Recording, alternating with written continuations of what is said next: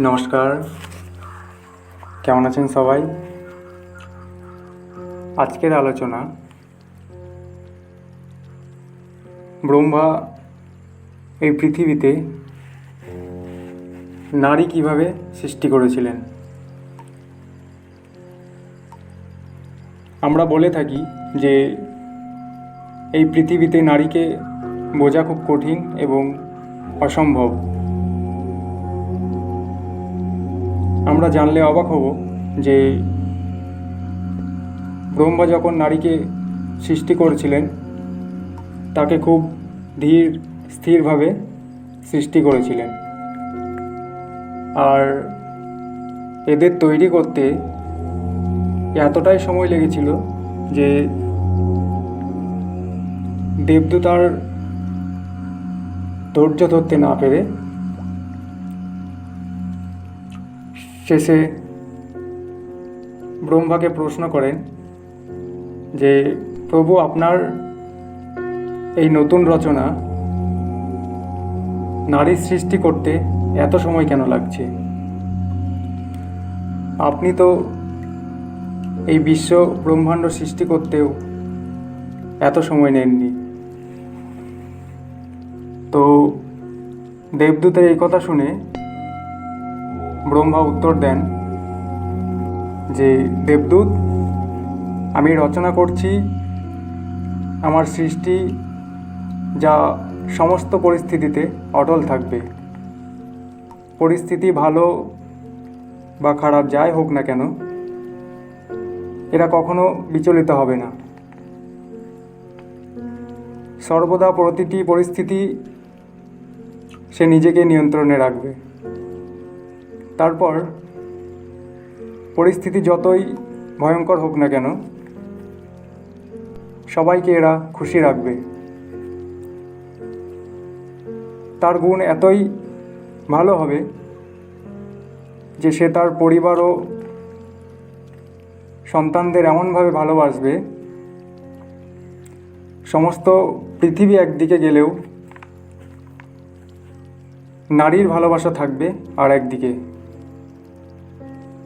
তবুও নারীদের ভালোবাসা কখনো হ্রাস পাবে না। এই কথা শুনে তখন দেবদূত ব্রহ্মাকে জিজ্ঞেস করল, সে কি শুধু তার দুই হাত দিয়ে সব কিছুর সমাধান করতে পারবে? ব্রহ্মা তখন বললেন, অবশ্যই, তাই এটি আমার সবচেয়ে আশ্চর্যজনক সৃষ্টি বলা হবে। সব শোনার পর দেবদূত তখন ব্রহ্মার তৈরি এই নারীর কাছে গিয়ে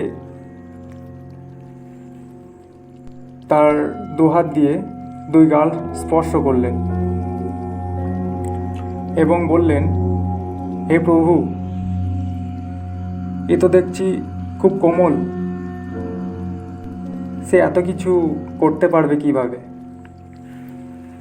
তখন ব্রহ্মা বললেন, হ্যাঁ, তুমি ঠিক ধরেছ। বাইরে থেকে যতটা কোমল, সে ততটা ভেতর থেকে শক্তিশালী। দেবদূত, সবাই তোমার মতোই অবাক হবে, কিন্তু এই সৃষ্টির এমন গুণ আছে যে এর চেয়ে সূক্ষ্ম রচনার কিচ্ছু হবে না,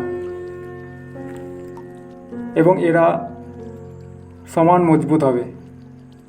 কিন্তু সুযোগ এলে যখন যা ঘটবে তার সঙ্গে মানিয়ে নেবে এই নারী। তখন দেবদূত জিজ্ঞেস করলেন, একজন মহিলা যতই শক্তিশালী হোক, একজন পুরুষের চেয়ে তাকে দুর্বল হতেই হবে। সে সব কিছু নিয়ে ভাবতে পারবে কি? তখন ভগবান বললেন, পুরুষ তাদের চিন্তা ও ক্ষমতার সামনে হেরে যাবে সব সময়। প্রতিটি সমস্যাকে ভালোভাবে বোঝা ও নিষ্পত্তি করতে সক্ষম হবে এই নারী। এরপর দেবদূত ভগবানকে জিজ্ঞেস করলেন, আমি যখন নারীর গাল দুটি ছুলাম তখন জলের মতো কিছু অনুভব করছিলাম, এটি কি? তখন একথা শুনে ব্রহ্মা বললেন, এটি অশ্রু। দেবদূত বললেন, অশ্রু কেন? তখন ব্রহ্মা বললেন, যখন এরা খারাপ অনুভব করবে বা কঠিন কিছু সহ্য করতে পারবে না, তখন এরা এই অশ্রু ঝরিয়ে তার সমস্ত খারাপ অনুভূতি জড়িয়ে দেবে এবং আবার সে আগের মতালি হয়ে উঠতে সক্ষম হবে। দেবদূত তখন বললেন, তাহলে এই অস্ত্রই তার দৌর্বল্য? ভগবান বললেন, না, এটাই তাদের শক্তি। এই অস্ত্র দিয়েই তারা সমস্ত কাজকে অনায়াসেই পাড়ি দিতে পারবে এবং সংসারে প্রত্যেকটি পরিস্থিতিতে মানিয়ে নিতে পারবে এবং এরা মমত্ববোধের মাধ্যমে কঠিন থেকে কঠিন কাজগুলোকে সম্পূর্ণ করতে পারবে নিমেষেই। তখন একথা শুনে দেবদূত বললেন, তাহলে এত গুণ থাকার পর নিশ্চয় তাহলে আপনার এই সৃষ্টি সম্পূর্ণ হয়েছে। তখন ব্রহ্মা বললেন, না, এই মুহূর্তে এই নারীর মধ্যে যেটির অভাব রয়েছে সেটি হলো, এই নারী কখনো নিজেকে প্রমাণ করবেন না। সে সবার ভালো করবে কিন্তু কারো কাছে প্রশংসার আশা করবে না। নারীর জীবন শ্রেষ্ঠ জীবন।